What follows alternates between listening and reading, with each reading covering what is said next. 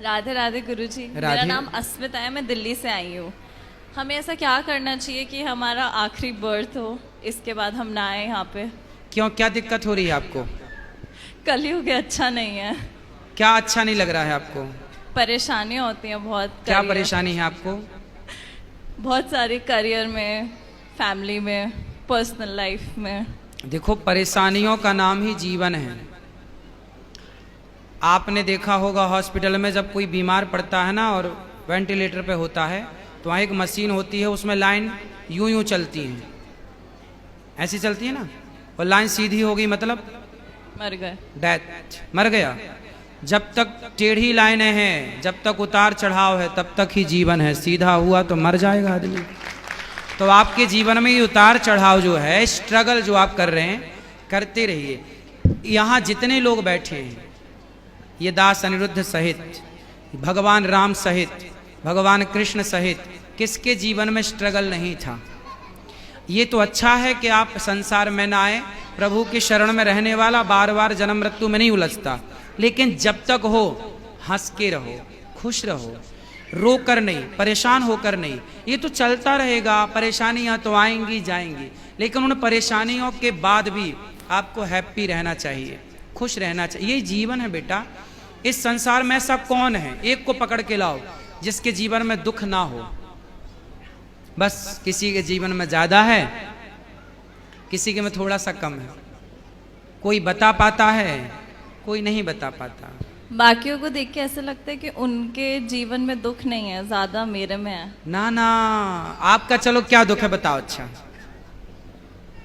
कुछ कुछ कुछ बता दो। मतलब मैं बहुत कुछ करियर वाइज करना चाहती हूँ, वो हो नहीं रहा। ये दुख है। अरे किसी के घर में तबीयत खराब हो जाती है, या फिर ऐसे लोगों को देखो जिनके दोनों हाथ कट चुके हैं। जरा सोचो कि जिसके दोनों हाथ नहीं हैं और उसके घर में करने वाला कोई नहीं है और उसे प्यास लगी हो तो पानी कैसे पीता होगा? कभी आपने सोचा है? मैंने ऐसे लोगों को भी देखा है जिनके दोनों पांव और दोनों हाथ नहीं है। अब बताओ कि उसे प्यास लगती होगी तो वो डिपेंड होता होगा ना दूसरों पर, भैया जरा हमें पानी पिला दो, भैया भूख लगी, कुछ खा नहीं सकता। तो दुखी तो वो है बेटा। तुम अपने हाथ से खा रही हो, तुम अपने पांव पे चल रही हो, तुम अपनी आंखों से देख रही हो, तुम अपने कानों से सुन रही हो, तुम अपने मुंह से बोल रही हो। आपके जैसा सुखी संसार में कोई नहीं है। दुखी तो वो हैं जो एक शब्द भी नहीं बोल पा रहे हैं, बेचारे गूंगे हैं। दुखी तो वो हैं जो एक कदम भी नहीं चल पा रहे हैं, बेचारे लंगड़े हैं। दुखी तो वो हैं जो एक शब्द भी नहीं सुन पा रहे हैं, बेचारे बहरे हैं। क्यों नहीं हम उन लोगों को देखते? हम क्यों अपने को ही हल्का मानते हैं? क्यों हम अपने को छोटा कहते हैं? ईश्वर ने हमें बहुत बड़ा बनाया है बेटा। पॉजिटिव क्यों नहीं सोचना? अच्छा भी तो एक एंगल हो सकता है, ये भी एक पहलू है आपके नजरिए का। इसलिए आप ये कहते हैं कि मैं बहुत दुखी हूं। नहीं, आप इस संसार में सबसे सुखी हैं। और लोगों को देखो जो घिसट रहे। आप तो चप्पल पाँव में पहनती हैं, कुछ लोग तो हाथ में चप्पल पहन के घिसटते हैं, नहीं देखा आपने? फिर आप कितने सुखी हैं। ईश्वर का धन्यवाद दीजिए कि विधाता आपने हमें इतना सुख दिया है, उसके लिए थैंक यू। ठीक है, थैंक यू। आप बताओ कि आप सुखी हो कि दुखी हो? मैं सुखी हूँ, ये मुझे पता है। बस ऐसा है कि अब थक फिर- गए लाइफ से। फिर भी शिकायत?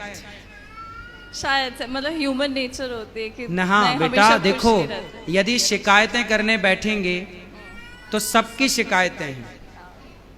लेकिन माता सीता को जंगल जब जाना पड़ा, राम जी ने जंगल भेज दिया, लव कुश को पैदा किया अकेले। स्ट्रगल देखिए, लकड़ी काटी तो किसी ने सीता माँ से कहा कि अब बताओ तुम्हें राम जैसा पति चाहिए जिसने तुम्हें गर्भावस्था में वनवास भेज दिया?